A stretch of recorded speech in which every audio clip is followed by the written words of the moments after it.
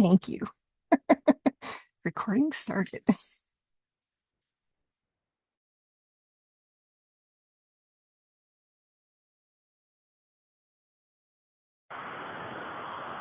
Yeah, so I don't know how many, I don't think anybody here is new to the group. If you're new to the group, can you do a little raise hand emoji thing? What do they call those? Actions, responses?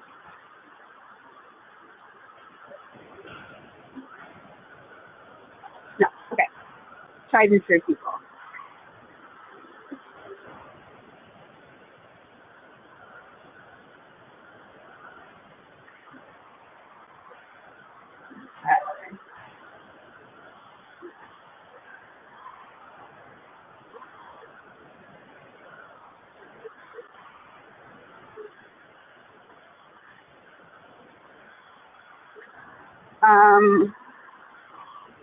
So for those of you who haven't yet, could you add your name to the attendees today?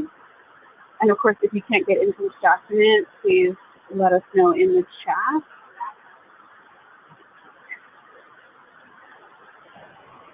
Okay, Echo is the newbie. Okay. Hi, Echo.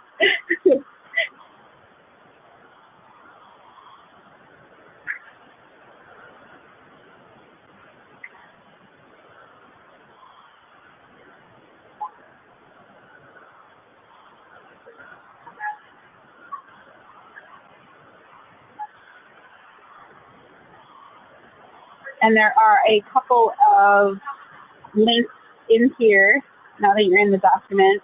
One is to sign for the Google group, which we're going to try and use for this community of practice going forward. There is a larger listserv for everybody in the EMCO group, and that's for the bigger meetings, which some of the links at the top will help you get to if you're not already on the EMCO listserv.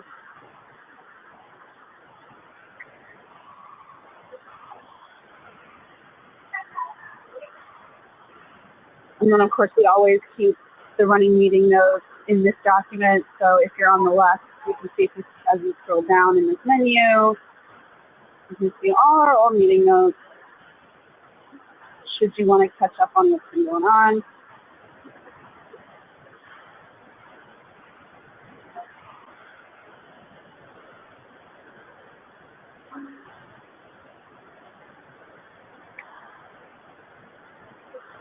Misty, are we still looking for people to fill out this scheduling survey?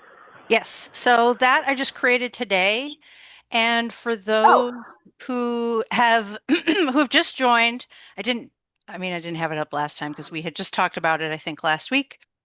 But for those who've just joined, what we're thinking is we could just have kind of a standalone meeting just to do some of the stuff we did early on, like if folks want to take a look at how you would see WorldCat entities data, what does Meridian look like? Again, just for like context, so then as we continue to have these conversations, particularly around the properties, you have a little bit of additional background. Also, if you have already joined and could use that, feel free to fill this out. It's for, I think the first date. Basically, it's like within the next couple of weeks or so. So, fill it out and probably by like the middle or Thursday of this week, I will pick a day.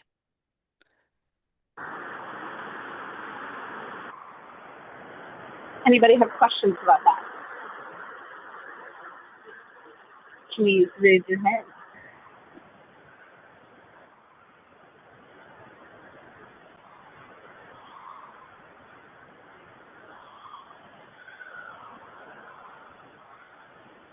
The quiet group today.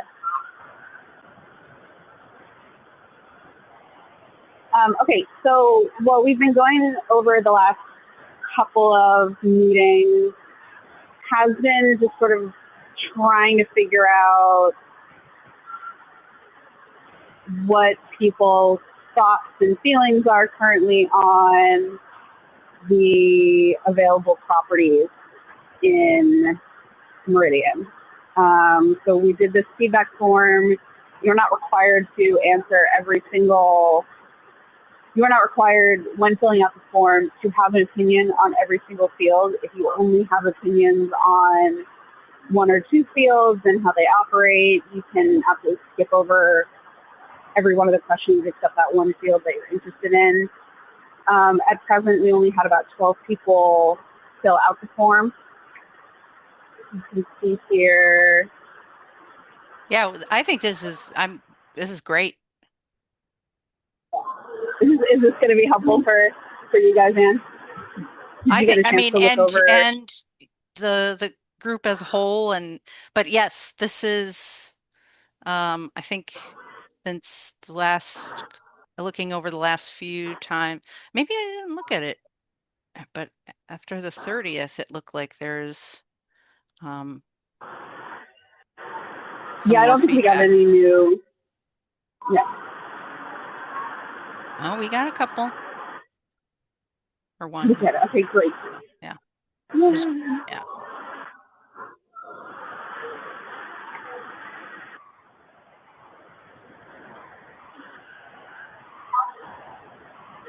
And to give everybody a sense of sort of what this looks like when we get the answers, because we just put it in spreadsheets, and we can all look through and see, oh, do people have opinions on alternative labels? Do people have opinions on type? We kind of compile it this way. It goes on and on and on because we did the full form for both persons and corporations, because they're going to have different relational needs.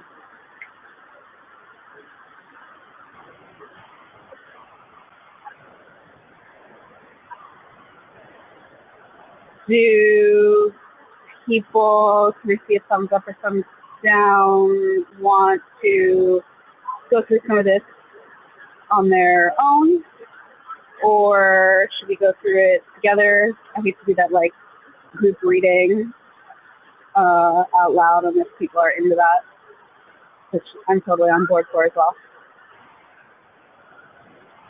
Yeah, and if we if we do start to go through it, I mean, I don't know that we have to do it as a whole. We could probably pick like one of these properties. Like for example, I think description is going to be a conversation starter, even just these first few. So, Yeah. um, Yeah, we could just start with the, couple of comments here on preferred name, full name. And I think this first one is a good question. Do we want the label name to match what is in NACO if possible? I assume the answer is going to be yes, because I'm also assuming that for the things that are being fed directly from NACO into Meridian, it is that 100 or 110 preferred name that is used as the label. Is that accurate from that feed, Anne? You know? it is, but that doesn't necessarily mean so this it's again, it is a one-way ticket from uh NACO into entities Meridian. So it doesn't mean that things can't change or that we must follow certain rules because of LC. It's kind of a convenience way to get some of those things started, but not necessarily, you know, it doesn't have to follow the same rules necessarily. So um, up So for you could change it. conversation. Yeah. Okay. So yeah. That was the really long way of saying you can change it.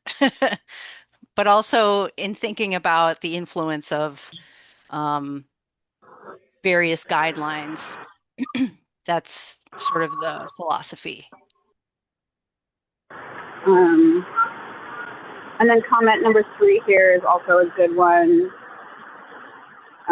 which is, should people generally assume that the English version is the label that's on top when available, or are we thinking we don't want to be, kind of English language bound in this system? Obviously, you'll get the CALSOs, or the aliases in this case, in the alternate. I'm going to keep code switching. This system's always the alternate label or alias in any language or script you want. But for the primary preferred label full name,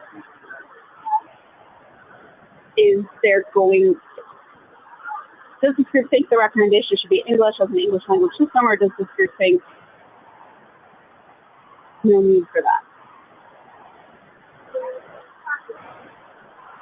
Yeah, I'd want to kind of dive into that a little bit more around kind of what folks could find, um, what's needed or kind of where this is headed. Just the current state, to remind folks, is that there's a for any given identifier, there's a preferred label in every there's not possibility for a preferred label in a wide variety of languages, like 400 or whatever.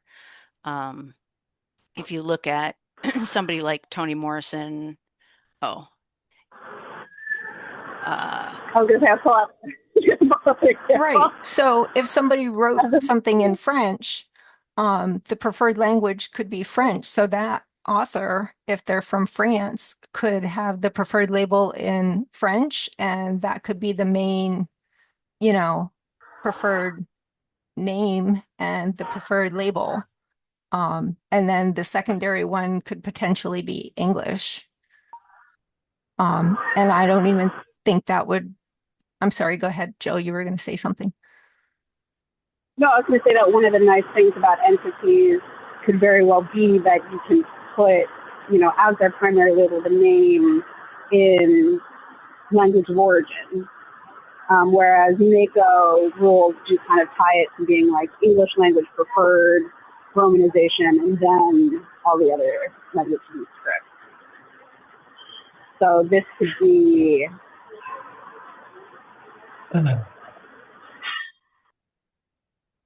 Yeah, here, Anne found one. oh, this is Jill. Oh, Jill, sorry. Thought. What I do? Oh, yeah. Well, sorry, I was looking at Mark Twain a lot recently because I'm doing it as an example for something else. But and then you pop over to his ID and see his also, Yeah, if you go back to Mark Twain, the entity, if you scroll to we can see there are 165 entries in the label for the labels up in the upper Oh right. yeah. Oh, I had my little people screen over it. Yeah, now you can start seeing. There it is in Arabic and Aramaic. Okay, that's interesting. I love this.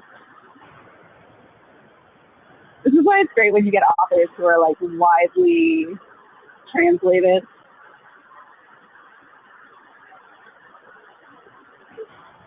But if, Mark Twain was Russian, there's no reason why the Cyrillic couldn't be his preferred label, unless we kind of decide as a group that English is preferred. Does anybody have any thoughts on that? I guess one thing that I would want to just get, and I will stop talking, I promise. But when we're saying preferred in like what context does this show up? Like how, and if we could talk about like how this is helpful in a given context to have what it's sounding like is like a primary preferred, just to help understand if where that ends up being useful. I mean, the way I've been You know, using it, and I don't know about anybody else, but when I might have a Russian author, but if the preferred language is in English, then it doesn't matter if he's Russian or not. I'm still putting the author in English and, not transcribing anything. I'm just putting everything in English. And if somebody else has a Russian item in later, then they can put that in for that author. You know what I mean? But I tend to not catalog anything in foreign languages because I work in a medical library, and you know, that stuff all seems to be pretty straightforward for us. But other people may have more things that later on they'll add to that. And, that's great. They can put those things, I think, in, say, German or something else, which I'm sure those authors have. I just haven't had to catalog that. Is that what we're thinking?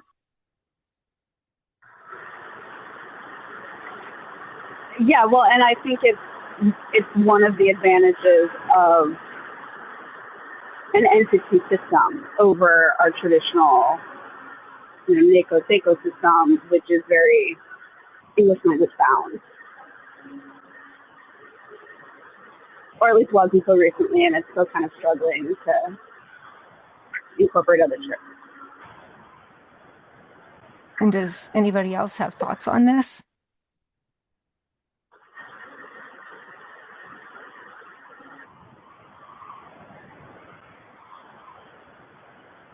No?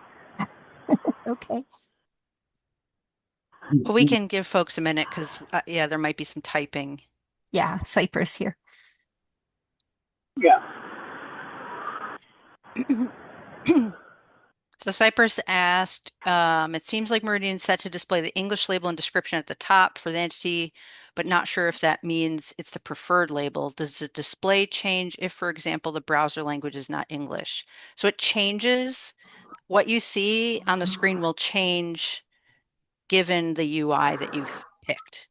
So within Meridian, we still have, I think it's all Latin-based scripts, but if you were to change it to Dutch, you would see if there's a description for it in Dutch, you would see that. And then if you're in another system where this data shows up, like we do in WorldCat.org have Chinese, Japanese, Korean, it will show up in those scripts if there's a value available. So that's kind of where it's sort of preferred in a language in a given context.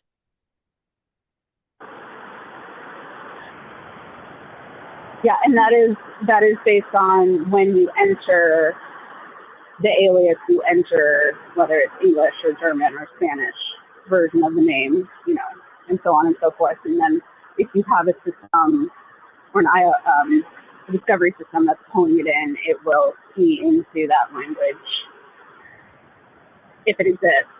Because obviously there's a lot of authors for whom they put it in one language, and that's it.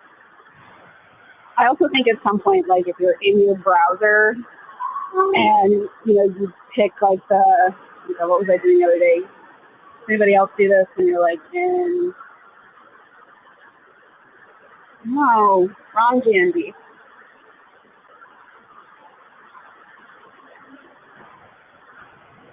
you go.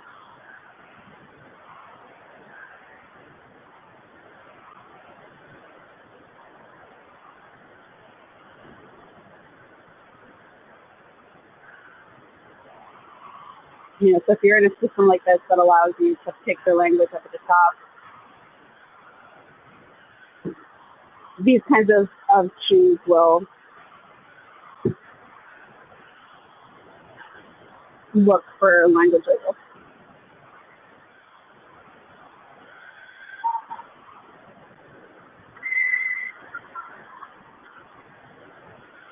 I was, just so everybody knows, I was playing with this this one in Library of Congress because I was trying to figure out the best way to get very like entities, connections, graph,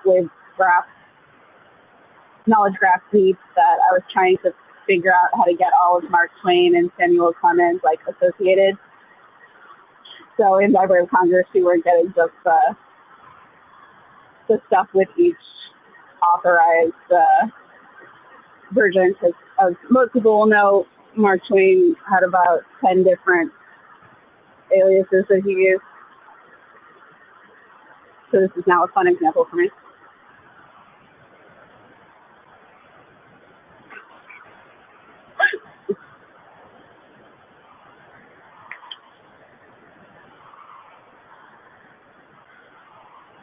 Okay, thanks, Laura. Laura's saying that she agrees that preferred names should be in English in this system.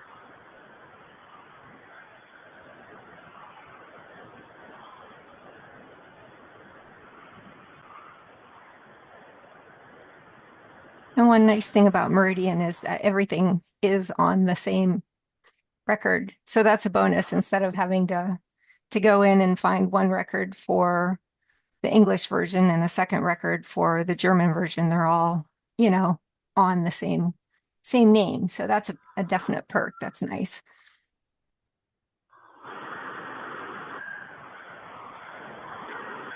And I can definitely see some later projects being, going through author names and adding aliases in not just different languages, but different, different scripts, different alphabets, so that the search is multilingual.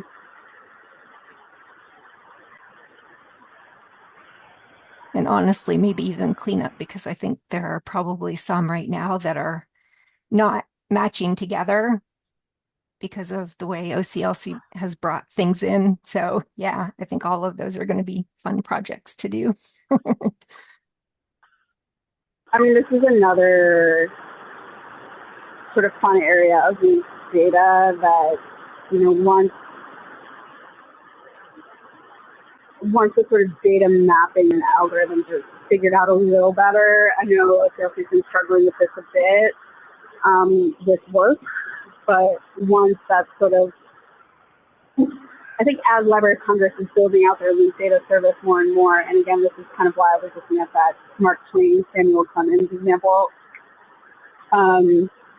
because in a world where the links are built in, the system will then be able to tell, like, okay, here's a title that has Samuel Clemens as the author because he was using his nom de plume, but then there's also his name as an added author with the links to his entity, and then the computer can figure out these are the same person, and then start associating those alias authors with all the work.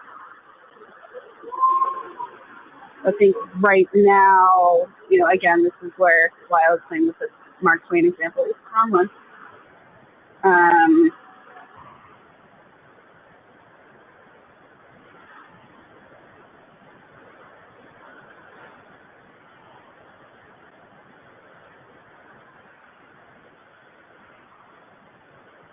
Why I was playing with this Samuel Clemens, and you can see here, it has a very defined C also of Mark Twain, but in the side over here in the linked data service, you're only seeing the contributor works for Sam Clemens.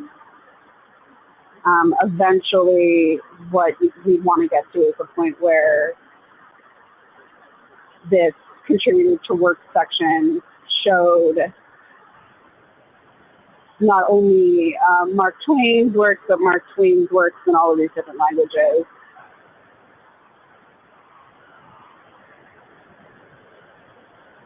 And that's kind of, in theory, how these connectors should start to, how these links should start to help connect things.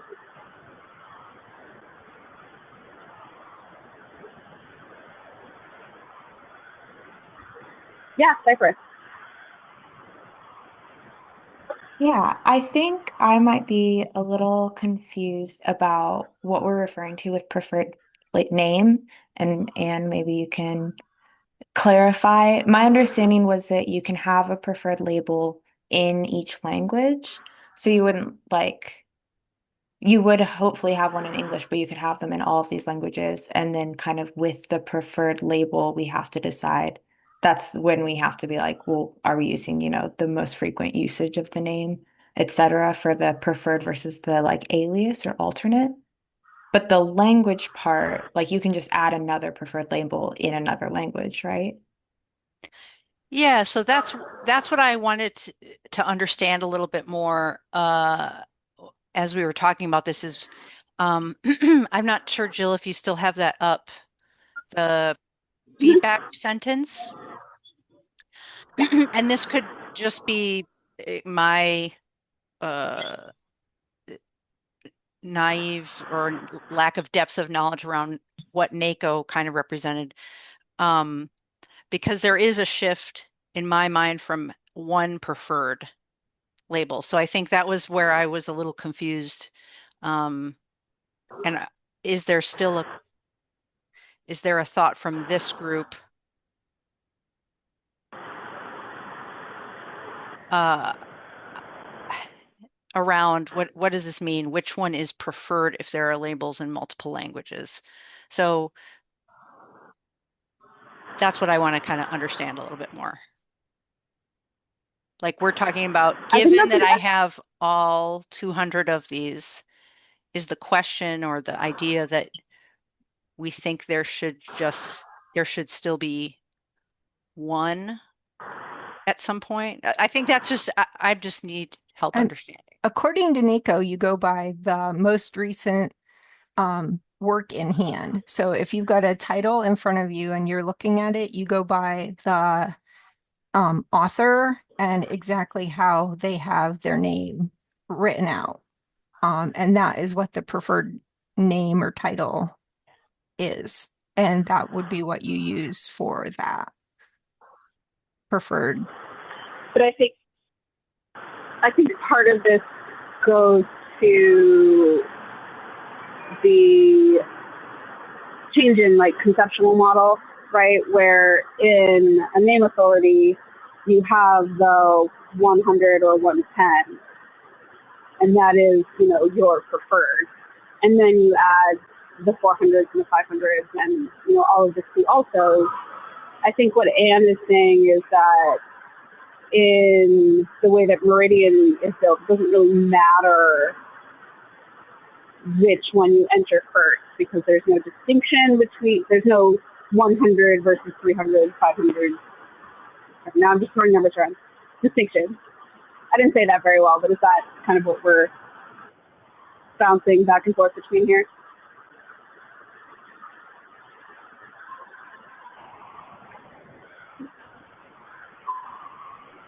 I think that's what we're all asking. Is how to do it? How do you want to do it? That's kind of the question, right?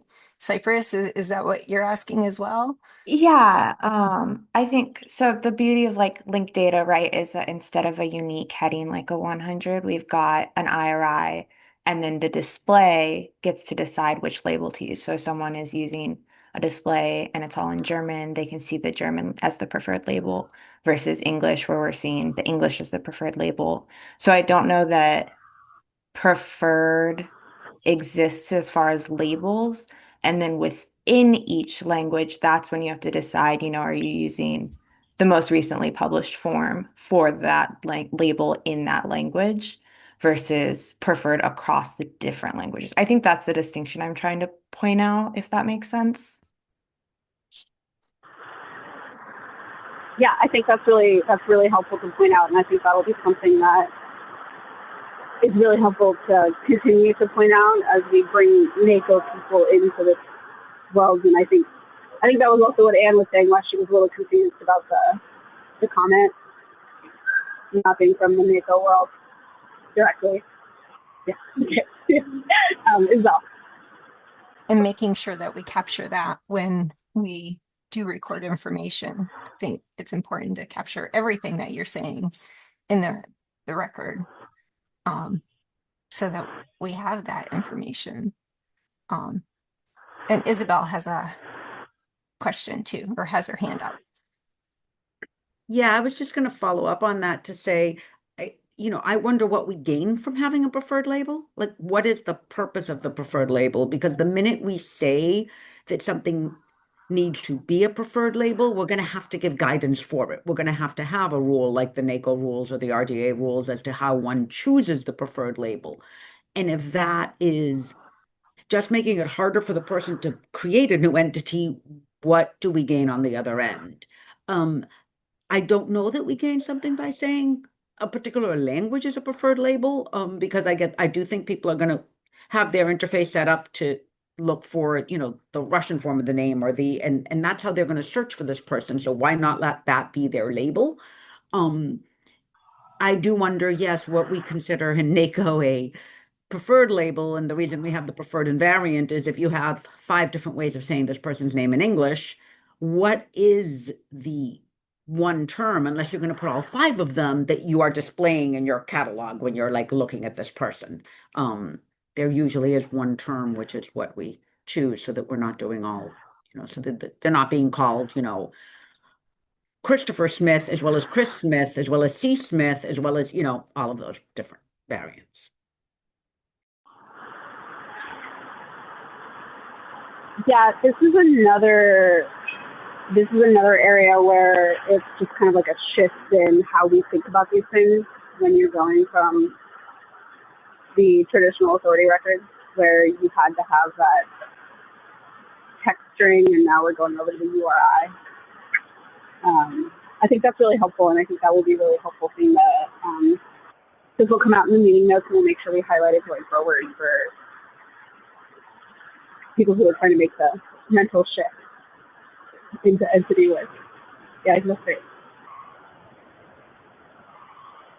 Yeah. And, I know I've seen records where they've had the full form of name, but then in another place they don't use it. But when I've gone to catalog it and the name isn't the full form, and then later I've discovered the full form is there, and I'm like, wait a minute, like what happened? So I think it's still important to capture some of the information because otherwise, we're creating duplicate records.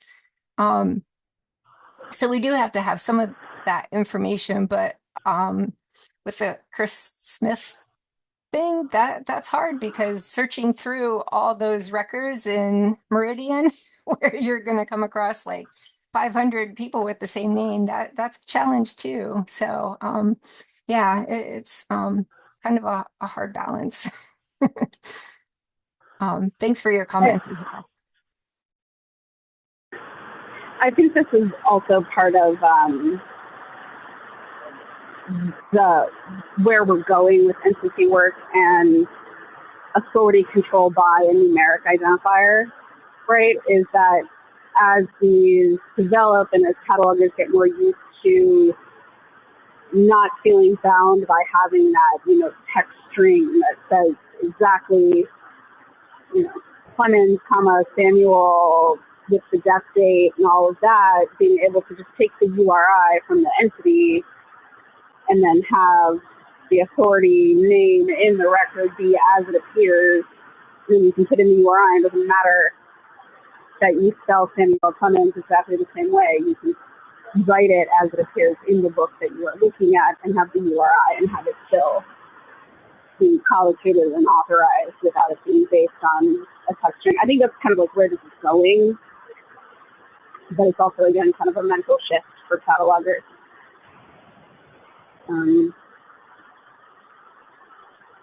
Yeah, on Wikidata, you can switch between English and German and the comments.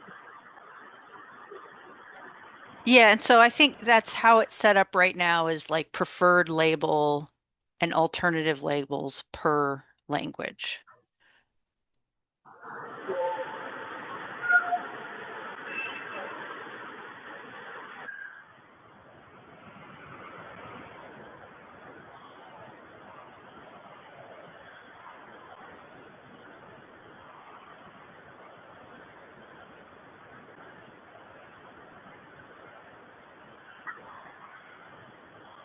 Yeah, Laura. So there is duplication checking when in Meridian, but as with most things, there is room for improvement and manual review that will always need to happen.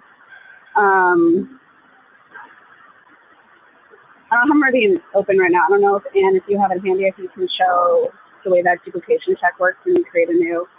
Just assuming you have it open on your Yeah. computer at all times. I don't have it open, but it'll take me 2 seconds. Uh, well, okay, it'll take me like 1 minute, actually. But yes, so Laura, there's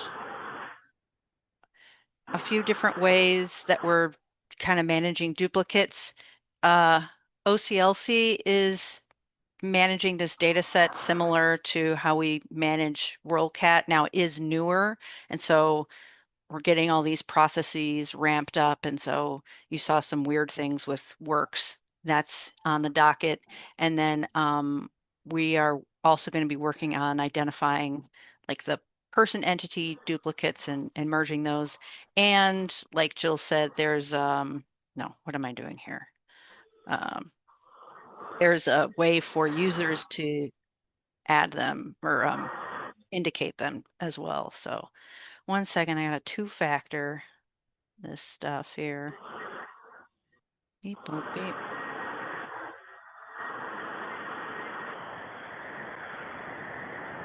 Okay.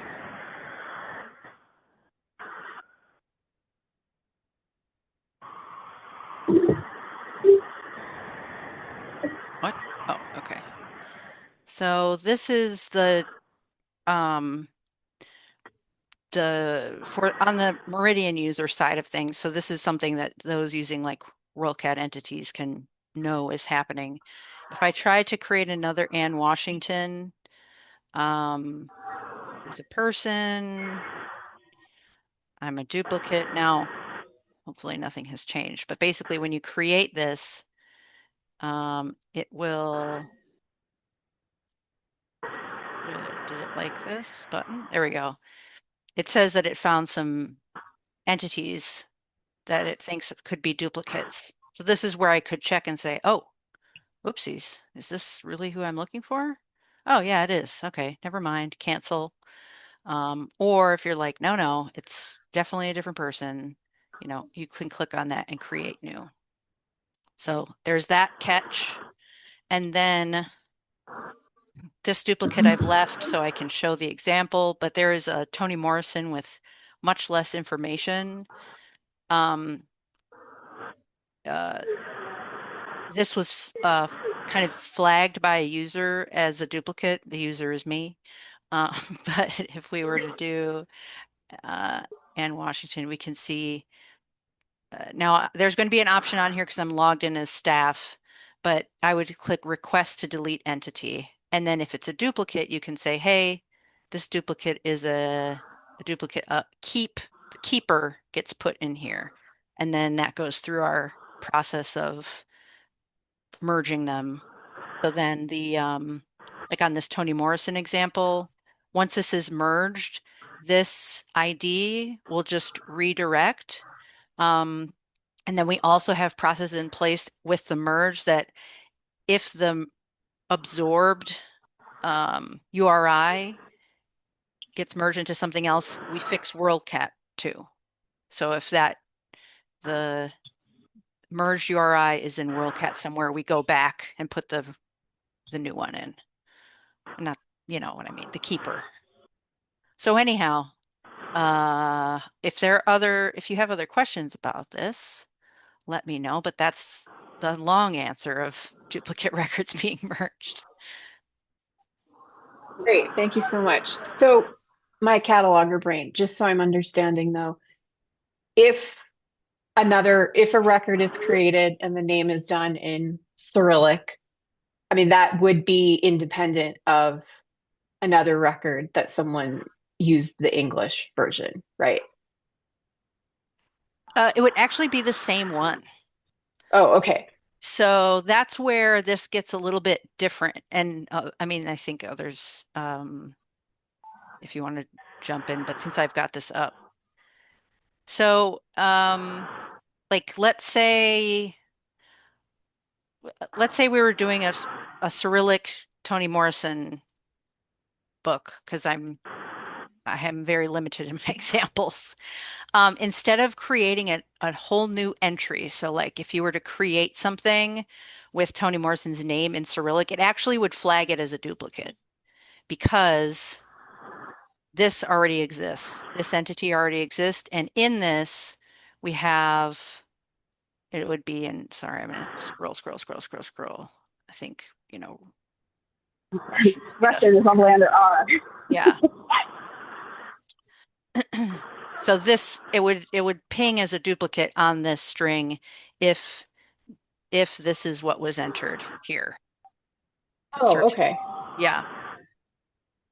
Okay, then I changed my opinion. I guess it doesn't really matter. My my cataloger brain would say, okay, I'm working at an English institution.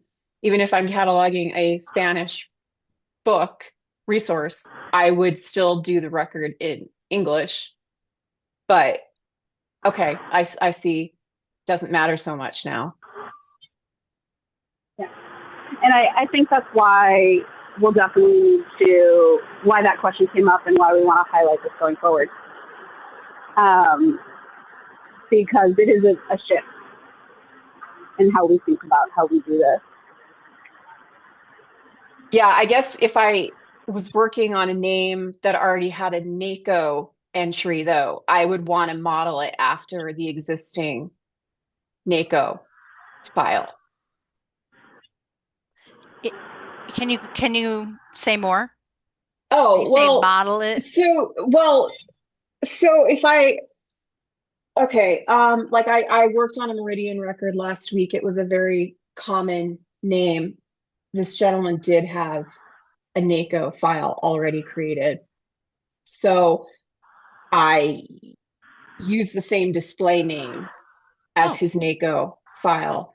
And a lot of the information that I found in that record, I was able to enrich in the Meridian record. Um, so that's how I would do it.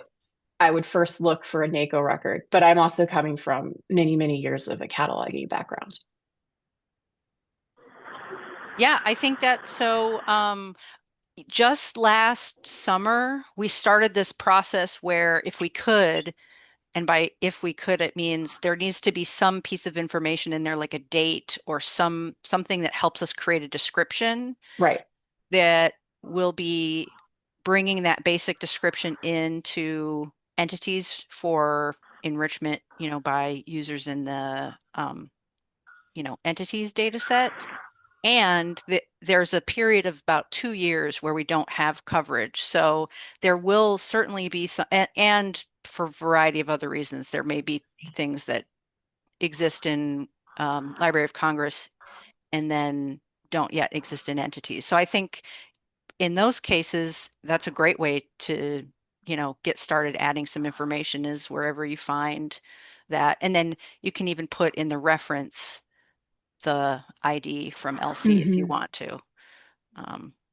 But yeah, I'd say that. And then when you're starting from a blank slate, then you're kind of in your mind, you might still be thinking, how might I have done this in NACO or something like that? And that's valid. We're working in a hybrid evolving world. Yeah, and I think we are, I think the idea will be to, although we should formalize that, although we should formalize it in this group, I think we will generally want to stick to RDA rules as much as possible, but understanding that we don't need to stick to NACO rules for creating authorities, because we're not creating authorities, we're creating entities. And super catalogers with the these words that we're using to describe these things. And Sophia, to your point, I don't know if there are any projects planned at the moment but I assume part of the ongoing work will be to add at least uh, at least authors that are widely translated, to add their names in other scripts and other languages as much as possible. I think the point I was trying to make is that is one advantage of having a preferred label in a specific language is a duplicate control, because if I go and create a label in Russian for somebody and create no other labels, then people can continue creating entities in other languages, and the system are not going to alert them that the record already exists. At least that's the way I understand how it currently works. Yeah, the duplicates do check against languages and all labels in all the languages and aliases. But if the label So doesn't what she's exist, saying, then Oh, I see what you're saying. Yes, yes. If the ha ha ha. I like it. Now this is very helpful context. So continue. I'm gonna yeah, and this will be, yeah, and this is and I think something that, you know, once this product is more underway, user groups or OCLC themselves should look into, you know, kind of mass projects to add translations of names, you know, as aliases to, so you have like the Russian version as an alias, and but I or if there are at this point auto translators that OCLC can make use of in the duplicate checker, that would obviously be a great asset, but I can imagine the coding of that would be different. So in theory, you know, like in Google Translate, if I put in, you know, Mark Twain and Cyrillic, got it. it's finishing like in English. So in theory, if OCLC could get that code package or something like it, that would be helpful in the duplicate checker. And feel free to this now, to Sophia's point.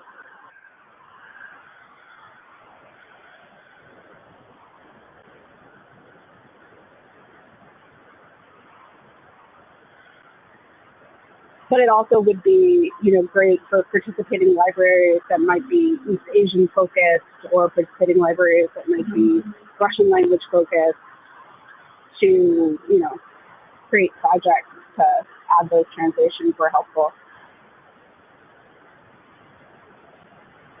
or where possible.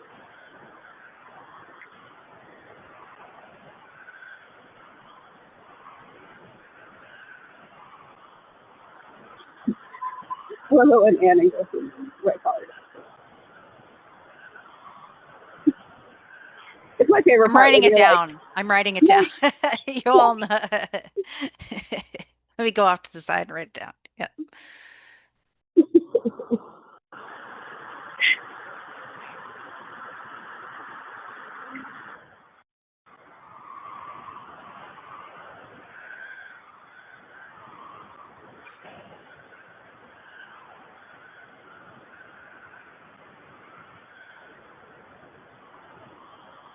any other thoughts on this?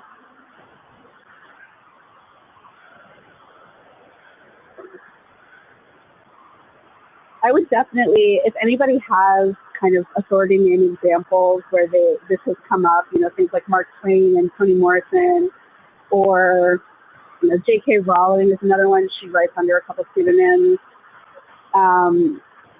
These are great things for people in these groups to start playing with and seeing if they kind of connect in the entity system the way we want, and in a way that is new and helpful. Again, I'm playing with Mark Twain.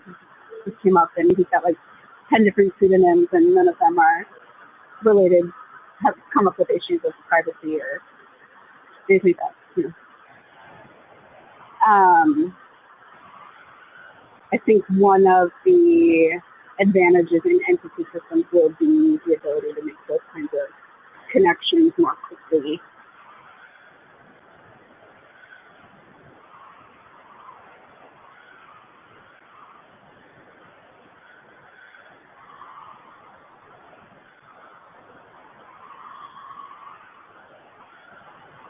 Mm. Yeah, great.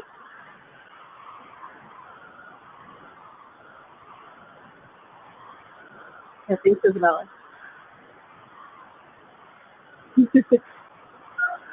I'll definitely look that one up.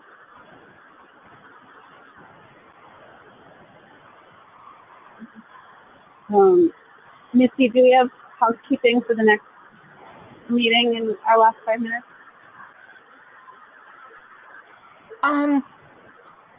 Jennifer Liss had sent out another email saying that there was still time to put in a comment for the LC. Oh, it was the one email I already sent out once, so I need to send out the email again. But I did send it out one time already. So there was more time if anybody wanted to still put comments out.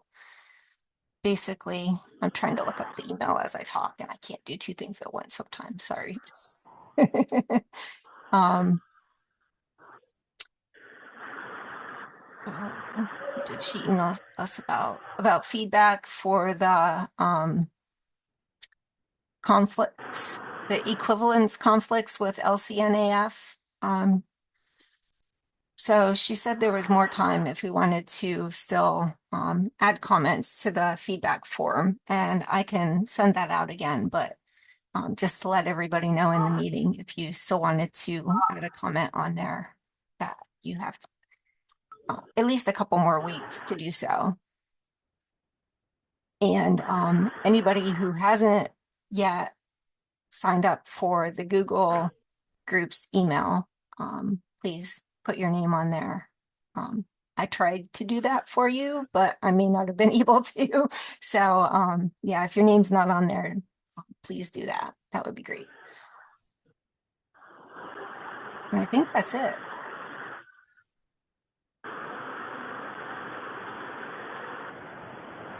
Does anybody else have any questions Right. before we wrap up? Oh, sorry, Jill. No, I was going to say the same thing. Perfect.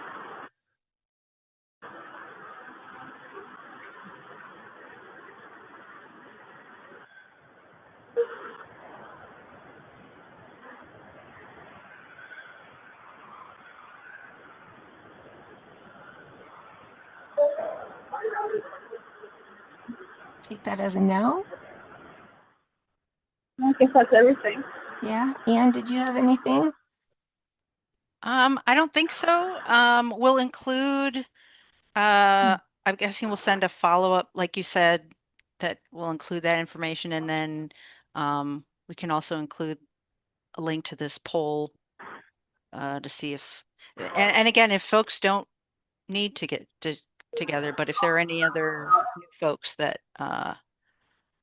want to have a little extra time, I'm available.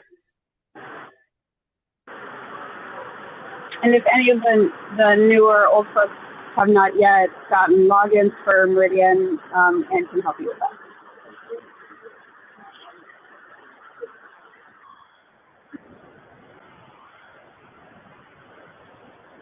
Ooh, and it must be time to go because my battery